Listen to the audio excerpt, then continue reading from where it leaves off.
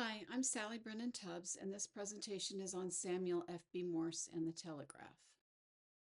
The expansion and integration of the U.S. railroad system was an integral part of the expansion of the national market and had profound effects on where people settled and economic development across the U.S. The railroad system worked together with the telegraph system, providing routes over which the telegraph expanded. Samuel F.B. Morse created the telegraphy used in the United States. Educated at Yale, he studied philosophy, mathematics, and electricity. He painted portraits in his free time, and two of his paintings, The Dying Hercules and The House of Representatives, earned him artistic acclaim. When painting portraits proved to be a difficult way to make a living, he turned to inventing to make his fortune. In 1832, Morse conceived the idea of using single-wire telegraph after discussing the concept of electricity with fellow passengers on a return trip from Europe. Up until this time, no one else had seriously thought of the applicability or the eventual profitability from this form of telegraphy.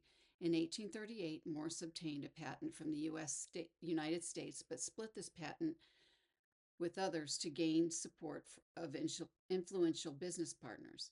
This first commercial telegraph system would enable long-distance communication. Morse's experimental line, for which he was paid $30,000, was between Baltimore and Washington, D.C.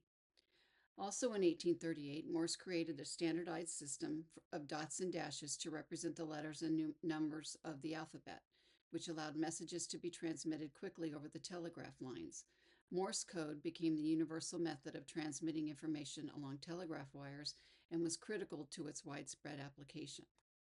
Prior to the Civil War, the economy was mostly small, predominantly single-function firms operating in either local or regional areas. The expansion of Samuel Morse's telegraph connected major cities by 1851 and reached California by 1861. By 1866, Western Union had a monopoly of the telegraph system, establishing a network of 75,000 miles of track with 2,250 offices throughout the nation. Before the introduction of the telegraph, information could move only as fast as an individual could carry it. The telegraph reduced this time to communicate information great distances. Although the telegraph was more expensive per word than a written letter, the savings of time it took to communicate information made it less expensive.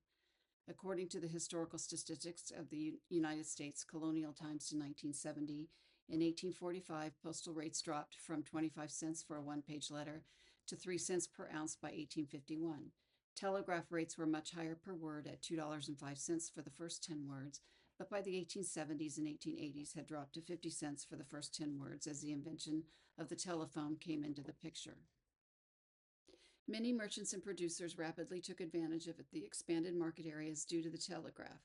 The telegraph enabled companies to receive and disseminate market information over a greater area almost instantaneously. According to historical statistics of the United States, Colonial Times to 1957 by the U.S. Census Office, from 1866 to 1895, the use of the telegraph grew exponentially, and the number of messages handled went from 5,879 per year in 1866 to 58,807 in 1895.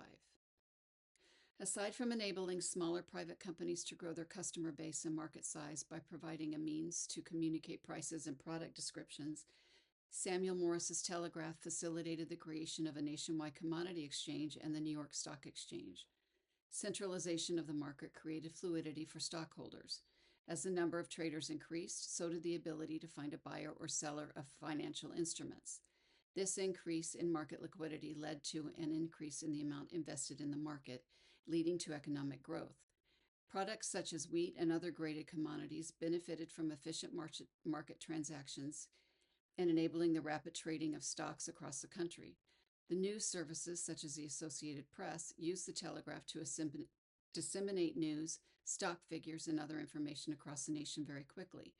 Producers and manufacturers benefited from the use of the telegraph to coordinate sales and services, manage distribution networks, and provide sales and service support to customers. Samuel Morse benefited economically from his patent for the telegraph. Prior to the Civil War, he received $30,000 from a congressional appropriation to build the telegraph line from Washington to Baltimore. He then secured a telegraph patent around 1844, and after an 1854 Supreme Court decision began receiving royalties from the U.S. telegraph companies. In 1858, he received a lump sum payment from several European governments in the amount of $80,000. In the post-Bellum era, Morse continued to receive royalties from the telegraph companies and investments, and died in 1827 with an estate valued at roughly $500,000. Thanks to Samuel Morse's invention of the telegraph and Morse code, the speed of business transactions during the 19th century accelerated and contributed to the industrialization and economic growth of the United States. Thank you.